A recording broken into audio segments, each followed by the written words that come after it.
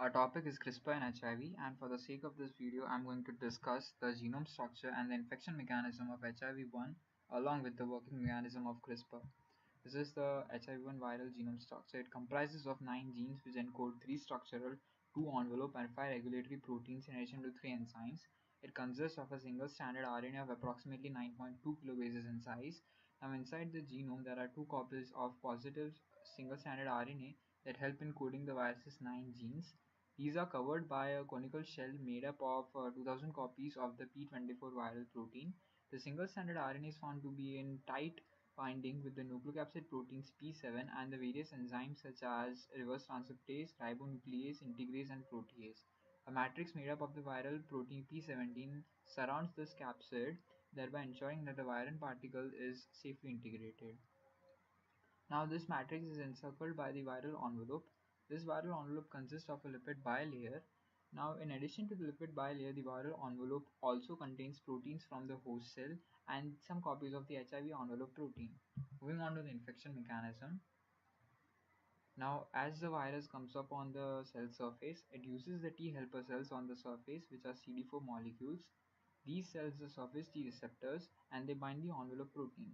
This allows a conformational change which allows the second receptor to grab hold of this envelope. This is the chemokine co-receptor or the CCR5 receptor. They are also present on the host cell surface.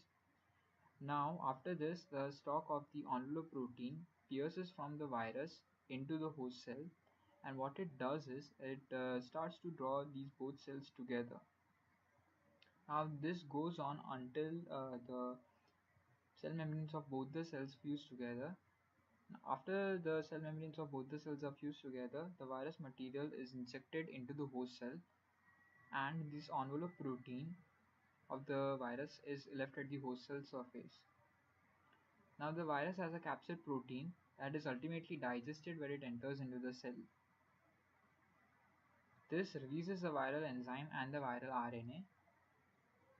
Now as you can see, the reverse transcriptase, it takes the viral RNA and using the host nucleotides already present in the cell, it converts this viral RNA into a single strand of DNA.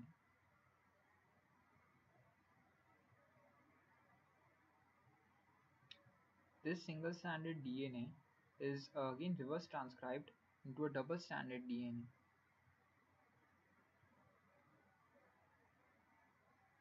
Now after the single stranded DNA is converted into a double stranded DNA, another enzyme which was released along with the viral RNA called the integrase, it grabs hold of the double stranded DNA and carries it through a nuclear pore into the nucleus of the host cell.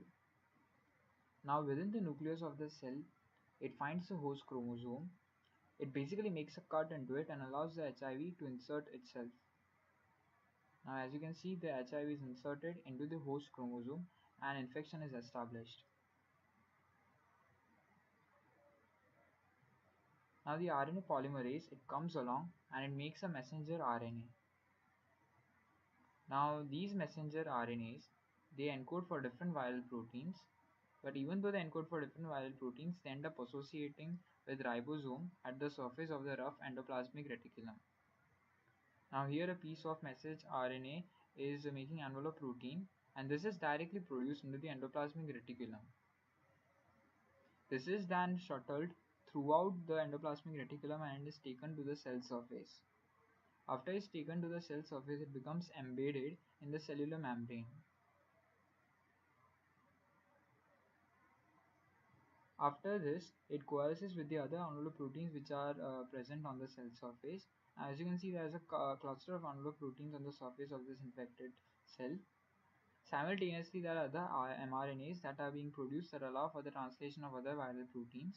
So additional viral proteins are also being made, which will be used to make up the key components that the virus is ultimately going to need.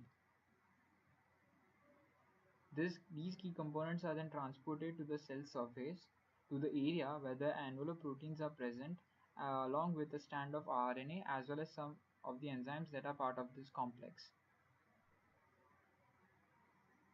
This structure then buds off from the cell surface and it goes on to infect the other cells.